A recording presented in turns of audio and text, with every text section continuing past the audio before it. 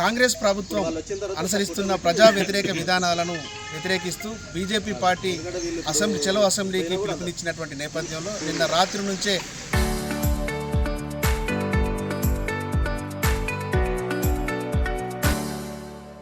పోలీసులు బీజేపీ నాయకులను అరెస్ట్ చేస్తూ పోలీస్ స్టేషన్కి తరలిస్తున్నారు.